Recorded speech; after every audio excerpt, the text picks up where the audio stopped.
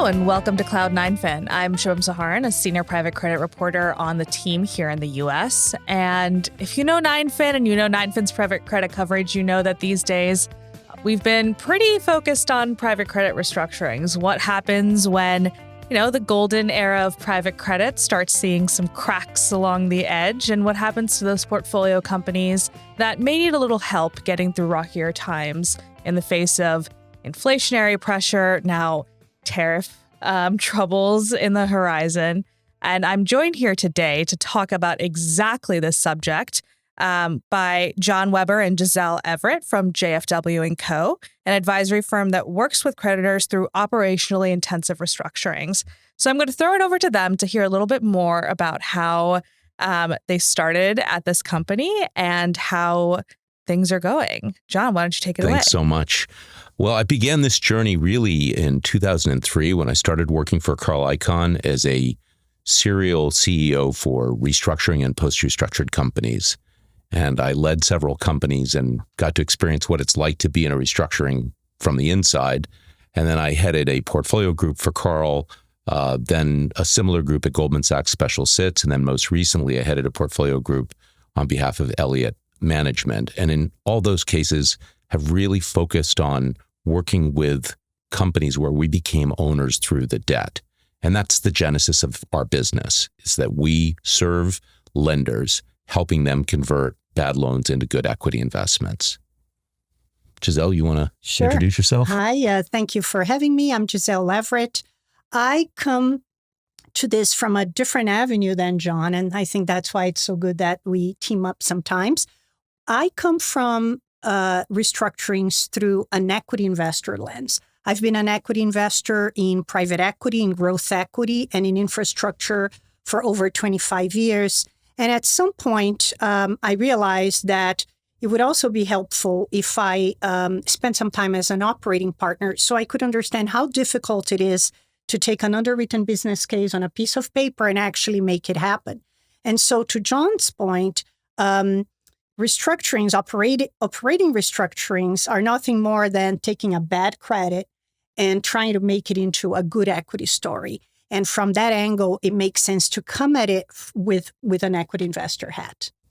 So after having known and worked together for over 25 years, we recently collaborated on an article that was published in the Journal of Corporate Renewal.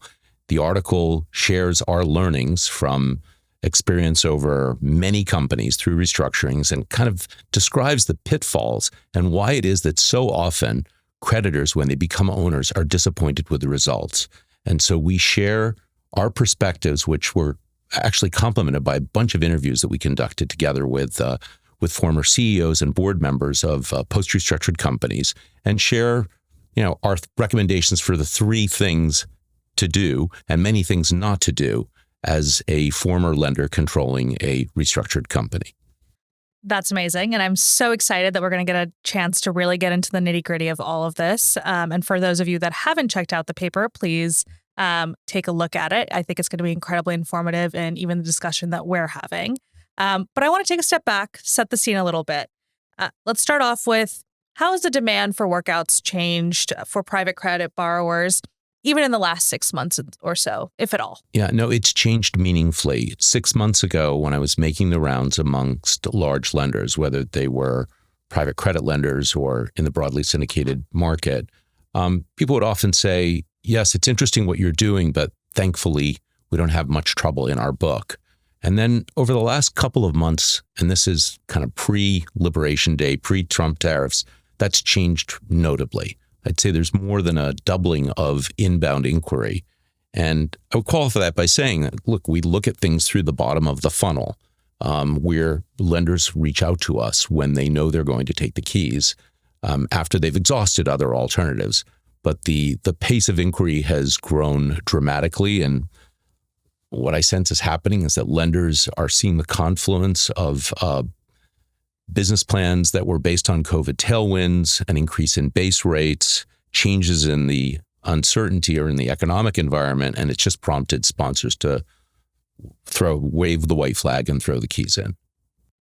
And what do you think has spurred that growth? I know you talked a little bit more about some of the macro, but I'm even wondering, private credit really came into vogue in the past 4 or 5 years, and has that factored in at all to what you're seeing these days? Yeah, do you think? I think it's factored in that they've kicked the can as long as they can.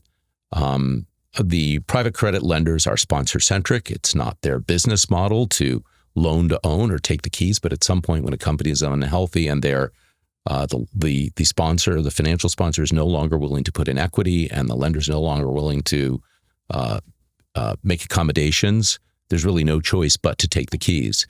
The situations we're involved in, typically, they've already attempted to cajole the sponsor to put in equity. They've exhausted other alternatives, including selling the company, and they realize that there's no better alternative than to own the company. It's not because they want to own these businesses. It's particularly in private credit, it's because they have to. And I think to add to that, we are seeing a real desire from the part of lenders to want to become better prepared to be equity owners. And just the way that their business set up is not really conducive to coming into a company and spending a lot of time doing diagnostics, coming up with a value creation plan with the management team, executing on that plan. This could be at least a multi-month exercise. And so I think they're recognizing that once you are at the point that Jon just described, and you're about to become an owner, you might as well, prepare yourself to be a great owner and to start thinking like an equity holder. Right. And I think it's also the lenders want, and they're beginning to recognize that simply finding a post-reorg board, that doesn't solve the issue. There's a heavy lift between that moment when it's clear that somebody new is going to own the company and the actual board is seated at the other end of the restructuring. There's a huge opportunity to preserve value. And many of our clients have realized that, and they've asked us to step into that void. Gotcha. And before we get into more of the mechanics of the workout that you guys are already starting to allude to, are you seeing these workouts pop up in any specific vintage of deals, any specific sector? Are we starting to see any themes sort of shake out right now? It's pretty difficult to generalize because we are actually seeing situations that have very idiosyncratic causes. We see everything from, a sector that is in secular decay. We see just plain old poor operating performance, bad management teams, poor M&A. But having said that, and by the way, I think that makes lenders' efforts all, that much harder because not only they have to be prepared to deal with the restructuring, the causes are so different that the medicine needs to be very different in each case. Having said that, I think there are two baskets of issues that we are currently encountering. I think the first batch is transactions that got done in that 2021, 2022 sort of COVID expansion of demand, if you will, especially, for example, consumer goods, your boats, your trailers, people pulled all the demand forward. And now those companies are seeing a pretty significant adjustment to cash flows, not to the positive. And so that is creating credit issues. The second area, where we're seeing a fair amount of movement is in sectors that are subject to regulatory uncertainty. And I'll give you one great example which is the renewable space, where, you mentioned higher inflation and higher rates. They already went through all that. And then they had, equipment availability issues associated with the tariffs we had 4 years ago. And now you're starting to consider whether there will be changes to the IRA. So it becomes very, very difficult, increasingly difficult to figure out how to underwrite equity. And I think those situations are going to be interesting in the way that they develop. No, absolutely. And I can only imagine that demand for your services is only going to increase in the months ahead, especially, you guys laid out already. Underwriting equity is hard. Underwriting credit seems to be even harder these days when you look at the level of macro uncertainty that we're seeing right now. Yeah, we're seeing a trend where lenders are skeptical of the quality of information that has been provided. It's one of the drivers for our business. I often get these calls. It's like, can you go in and tell us whether this is a dumpster fire or not? Can we believe anything that we're being told by the sponsor or by the company? And typically other consultants have already been floating around and produced lots of paper. And our clients are looking for someone to walk the halls, put their arms around management and really get a sense of what's realistically achievable. Our clients are just tired of underwriting plans that are fields of dreams, and our job is to get in and figure out what the reality is and come up with something that's underwritable. I'm curious, how often are you seeing that what the sponsor is providing is the reality versus not? Well, go ahead. Look, I think the problem with that question is the use of reality. There is data, right? And I think, sponsors typically will share data with you that is true and accurate. I don't think they're in the business of not doing that.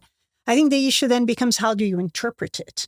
One of the frequent debates and that debate really hinges on how ready to see reality the sponsor is and how ready to see reality the creditors are, is around, is this a good company with a bad balance sheet? That's a sentence that we hear all the time. And, I think it takes, John likes to call it the stages of grief. It takes a while for both sponsors and lenders to really understand, no, it's actually not just a balance sheet problem. And so it's not so much that the information isn't true. It's that, you can look at it with rose-tinted glasses, or you can choose to be more realistic. And one of the arguments that we make in our article is the earlier you become realistic, that's going to be increasing your chances of succeeding as the new owner of this business. And look, there are a lot of very talented, thoughtful people in the private equity community, and I don't mean to paint with a broad brush, but we see those situations in which whatever they thought was going to happen didn't. They made mistakes. It's gone wrong. So candidly, we don't necessarily give them the benefit of the doubt because we know that their plans didn't work out. And it's rarely the case that they were simply unlucky. It's usually a confluence of, bad underwriting. Things happened. Maybe they didn't have the right management team. Maybe they didn't have, the right cost structure. And so our job when we come in isn't to per se criticize the prior sponsor, but it's just to reground reality. And typically the prior sponsor, by the time we're involved, they've kind of checked out. They're not really that involved. And management is looking for direction. And they're asking us, well, what do the new owners want? What are they prepared to underwrite? What do they believe? And so our job is to try to reach a kind of common fact set that we can build a new business plan on. And oftentimes that starts with asking, what will be different this time? Because if you're telling us you have a great company and it just needs balance sheet restructuring, then you ask, okay, well, what will be different this time? And the answer is, well, nothing. Then you start wondering if they're on the right track. And look, we all make mistakes in life. And one of the things I look to is self-awareness. We talk to the management team. We're like, what did we learn? What would we do differently? The company doesn't come with an owner's manual. What would be your recommendation for the new owner? And if their answer is, well, we were unlucky and we just want to keep trying the same thing over again, that's usually not a great answer. No, that's fair. So let's talk a little bit more about these workouts themselves. I feel like the headlines in the last year, especially in the broadly syndicated market, has painted a picture of restructurings to be far more aggressive than they have been historically, or at least they have been in the last decade or so. I'm curious, are these the same dynamics that you're seeing in the private credit space? How are even, the dynamics between lenders different here? So in the private credit space, the lenders tend to be better aligned. You don't have people coming in with different cost bases and different investment mandates. So at least the lender group itself tends to be aligned. By the time we're involved, there is not much contention with the sponsor. The sponsor's already orphaned the company. They've put people on the board to insulate themselves from liability, and they're just playing for releases. So I would say by and large, there's not acrimony. And part of our job is to say, look, let's not fight yesterday's battle and focus on the disappointment and the 5 stages of grief, but let's instead focus on the future. And in that sense, I'd say both in the private credit market and BSL, it's kind of similar. These are companies that something hasn't gone according to plan. The company hopefully is being recapitalized. For the larger lender groups, an added problem is that lenders wish to remain unrestricted. And so it's difficult for them to get in the kitchen and roll up their sleeves and work collaboratively. Sometimes it's difficult to reach consensus. So part of our job is making sure that the lenders are collectively speaking with one voice. So there's no daylight to cast confusion around their intentions. Maybe I'm jumping ahead a little bit, but I'd love to know, Jon, you spoke about we come in sort of after the 5 stages of grief. Can you talk a little bit more about when you're getting involved in these companies' processes? Sure. I'd say typically it's once a steer co or an ad hoc group has been formed and it's clear who's going to own the company on the other side of a restructuring. By then, this may be post LME or it's post an attempt to sell the company. And they've brought us in to very often think about what's the go-forward business plan. Can you put together a value creation plan? Can you help us conduct operational diligence to ascertain whether what's been represented by management is true? Can you help us recruit a board? Can you help us design an incentive scheme so that post-restructuring management and the new investors will be well aligned? And occasionally, can you help us upgrade members of the management team? They task us with making sure that the future looks different than the recent past and come up with a sort of a simple list of executables and deliverables that enhance the likelihood that that's the case. And I think that that's really where the article comes in. When do we get involved? It is not our decision when we get involved. It is our client's decision. And so the article was an attempt to tell folks, listen, if you are about to go into the stage of having to really revitalize this business because now you own it, we have 3 suggestions for you. Number 1, get in there early. Try to understand the business, try to understand the operating drivers, maybe do a refresh of your original diligence. Don't wait and, waste several months of not knowing where this is going. The second suggestion is really around almost always there is a lender consortium. And if lenders 1, 2, 3, and 4 don't agree on the critical objectives that they have for this company, it is going to be chaotic. So have a transparent and open discussion about what your goals are as now investors and owners. Is it to run the business for cash? Is it to get your principal back? Is it to create a growth equity story? Try to get aligned on that as soon as possible. And then the third recommendation that we make is really around this relationship with management. And Jon started talking a little bit about, how the management is feeling by the time that this situation comes to a head. And usually they're tired, they're frustrated, they're stressed out, they don't know if they'll have a job. And so that whole relationship between the lender group and the management team needs to be reset. And that's sometimes easier said than done, because before you reset it, you actually have to figure out as a lender group if you're willing to back that team or not. But I'm getting ahead of myself a little bit. Well, and I would say usually we're walking into a situation where management has been paralyzed because nobody's been making decisions. And so from the lender's perspective, the restructuring's been going on for 3 or 6 months. But from management's perspective, it's really a year or more that they've not been able to allocate capital, not be able to hire people, that their MIP has been completely out of the money, that critical decisions about strategy haven't been made. And every time they call the sponsor's just worried about covenant compliance and managing the lenders. And it's just not a healthy way to run the business. So when we arrive, we try to turn the page on that and say, well, let's look to the future and create conditions for the business to be successful. And exactly. And I just want to stress, there is an intermediary step there really around, is this the right team? And I think if it is great and it's the least amount of, distress that you can add to an already difficult situation. But I think it's another area where the lender consortium really needs to get some advice on whether these are the right folks to take the business forward. If they're not, those difficult decisions are better made sooner rather than later. And once you have the team lined up and you're ready to back them, that's when I think those steps that Jon just described can be started. And honestly, like I think lenders, well, human beings, all of us, but lenders in particular, have a tendency to postpone difficult decisions. And I'm not saying that we can't work effectively with management and that sometimes management can't turn around the ship.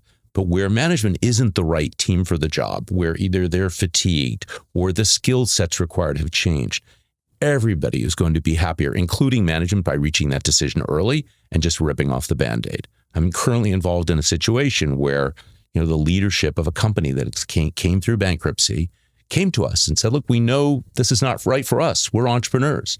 This is just not, we don't want to work for lenders.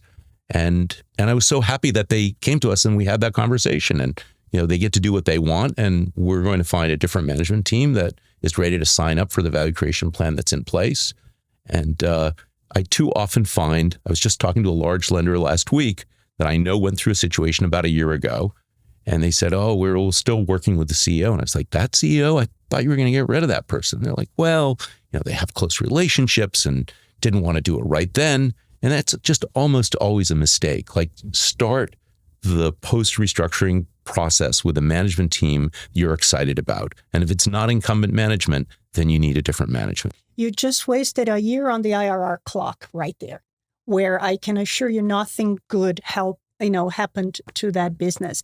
And another area, another way in which we can tell more or less if, the management is really wanting to make this work is when we show up, because their attitude towards having, these new faces around can be very telling. And I think that management teams that are truly curious and interested in how can we make this company a success story, at some point look at us as an asset to the company, an asset to the business, and not a couple of stooges of the lenders. And then you can start building that relationship of collaboration, of trust that Jon was referring to. Right. And speaking of the IRR clock, that clock really starts the moment that the lenders know that they're going to be in charge. And unfortunately, and very much to their detriment, they'll often say, well, let's do more analysis, and then we'll go hire a search firm and we'll appoint a board, and then the board will come in and the board will spend 3 months and they'll hire maybe a different consultant, and blink your eyes and a year has passed. And so our job is to just compress that period and try to get done and decided things pre-emergence so that the company on emergence can be immediately initiating a 100-day plan or something like that. Gotcha. And I think you both spoke a lot about the operational sort of overhaul that's necessary in a lot of these situations. And I think this speaks to the article and everything that you're arguing. But let's nail it on the head a little bit more. How often are you actually seeing a good company with a bad balance sheet as opposed to a company that really needs that sort of management overhaul that you're describing? Almost never. And by that, I don't mean to sound harsh or disrespectful, but it's just that companies that get into trouble don't get into trouble just because somebody made a financing decision. There is almost always something else that went wrong. There was a capital improvement or capital allocation decision that was wrong. There was the wrong management team. There were the wrong incentives. They were chasing a segment of the market that was not a promising segment of the market. And so it is almost never the case that we come into a restructuring and say, great, all we just need to do is put a board together. That's just not reality. And I think that the key here, and perhaps we're suggesting that, but let's be specific about it, is it does have financial issues. It does have balance sheet issues. It's just that those don't exist in a vacuum. And so what you need to do is neither to attack the balance sheet issues or to attack the operating issues. You have to come up with a comprehensive plan that really, we like to talk about a pilot's checklist. You start at the top, you go through the market, the strategy, your market positioning, your management, your board, your governance, your operations, your financing, your capital structure. I mean, you get the idea. And you really get a picture of the entire business, what is working well, what is not working well. And then you come up with this credible, let's call it 3 to 5 year plan that the right management can sign up to execute, the lender consortium can get behind. and everybody's aligned. And I think that that's the secret sauce here, is to really take that comprehensive view and have an execution plan that leaves no problem behind. And I would just add, people often ask us, how do you get management to do what you want? I mean, do you come in as a CRO? Do you come in as a board member? And I think it really misses the point that management doesn't want the status quo. Management is looking for direction. We come in, if we have the full support of the lender group, we're the eyes and ears and arms and legs, and we're giving management something they want, which is clarity and a path forward. So we don't really find tissue rejection very often. For the most part, management views it in their own self-interest to have people involved that will help them develop a MIP, help them develop a business plan, help them understand better what their future owners want. And so we for the most part, are pushing on an open door. That makes a lot of sense. And, we've talked a lot about management. I want to take the conversation a little bit more to the lender side and what happens when lenders take the keys and they're now equity owners. We hear all the time from private credit lenders that this was not something that we signed up for. And it's usually the path of last resort, so to speak. They'll do everything they can to sort of keep from becoming equity owners. And I'm curious, how much in your experience have you seen lenders being equipped to now be sponsors almost?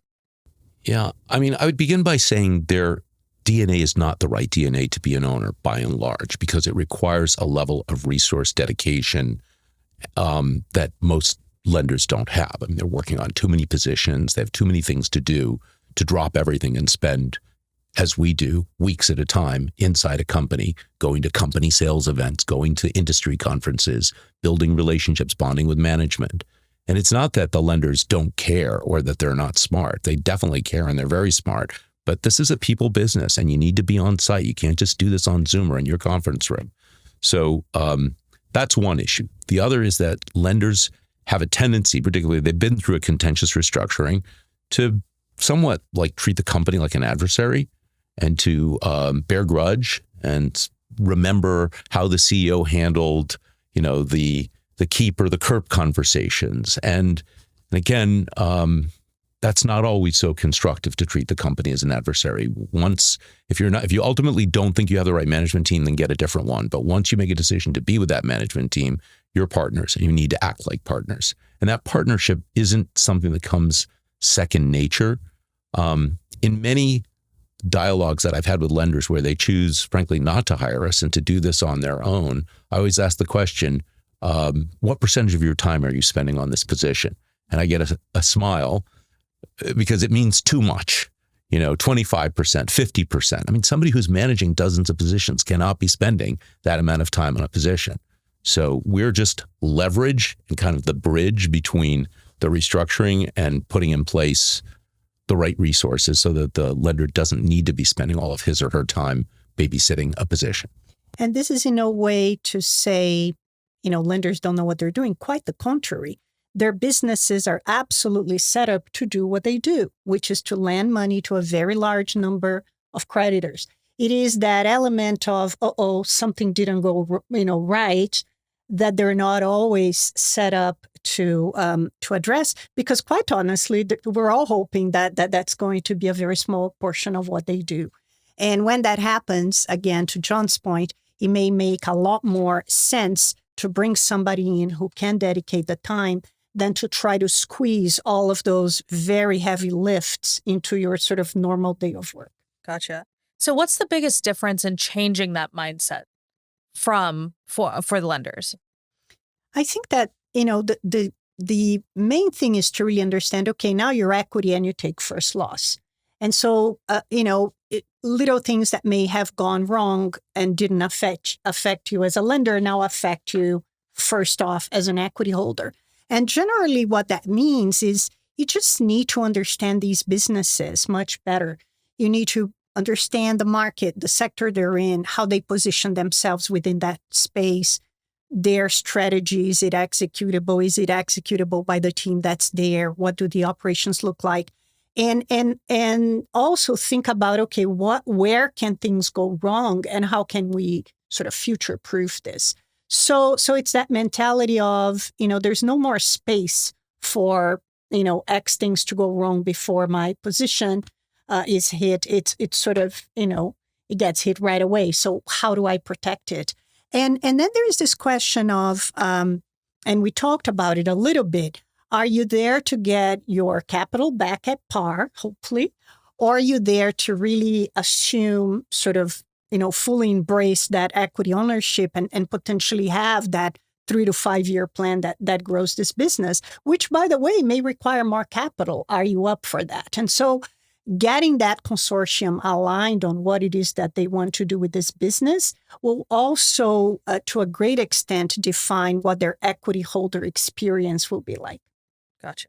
I would just also add that when Gisele says getting that consortium to align, that is not a small feat. Yes. There's inherent diversity of perspectives, even if everybody has the same cost basis. And our job is to make sure that there's really no daylight as perceived by management or employees or others, that we need ultimately one plan. And when there is a failure to align, it creates uncertainty and sometimes gives people the opportunity to play lenders off of one another. And that's a disaster for everybody involved.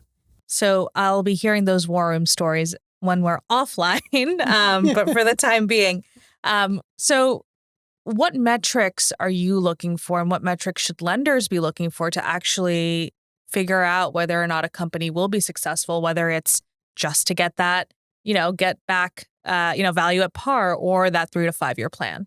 So look, because our work is so bespoke and every company is unique and every space is unique, when we get involved, we really sort of create a set of KPIs, key performance indicators that we follow very closely and that are attached to the business plan that we ended up creating and that everybody has gotten behind. So it's hard to generalize on that specific front, but from, decades of looking at businesses hopefully succeed and sometimes fail, I think that there are really sort of 4 big areas where if a company has it under control and has it right, chances are it will do well. I think the first is strategy and market positioning. I think the second one is quality of the management team and its ability to execute against plan. The third one is the quality of the board, something that oftentimes I think is overlooked, but they have this dual function of monitoring and yet sort of advising, supporting, being that sounding board to management. And the last one is this point of alignment. If you have 5 shareholders and they all want a different thing, there is no business plan in the world that can be executed successfully. So get on the same page. Everybody's rowing in the same direction. I think those 4 elements really can improve your chances of succeeding across the board on any space. I'm curious, we've talked a lot about some of the hard conversations that you all are having. How do you maneuver those hard conversations, whether it's talking to management and saying, maybe you're not the best people for the job, whether it's talking to lenders and saying, well, this company might not be as much of a success as you want it to be. How do those conversations pan out? Yeah, we're really in the honesty business. There's just no upside in pretending or substituting, wishful thinking for reality. And this is one of the good things about having your own business. You just get to say what you think. One of our colleagues working on a project where we had fairly dire news to share about the status of the business asked me before a presentation to the lender group, what should I tell them? It's like, tell them the truth. Like, tell them exactly the facts as we understand them. If the baby's ugly, the baby's ugly. Then at least you have some chance of being able to put your arms around a situation and build a business plan on a realistic foundation.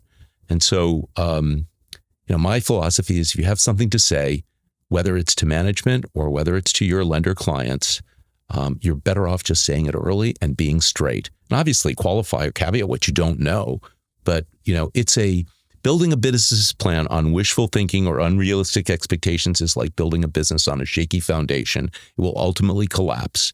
And if you build a MIP on that, you're going to adversely select talent that works for the business. And you're going to have to come back a year and a half or 2 years later and do it all over again. So we just try to be honest and be honest early and be direct. And what a note to end on. So that's that. Jon, Gisele, thank you so much for your time today. It was an absolute pleasure to have you. Thank you, Shubham. And to our listeners, keep tuning in. We'll be back with another episode next week. Thanks.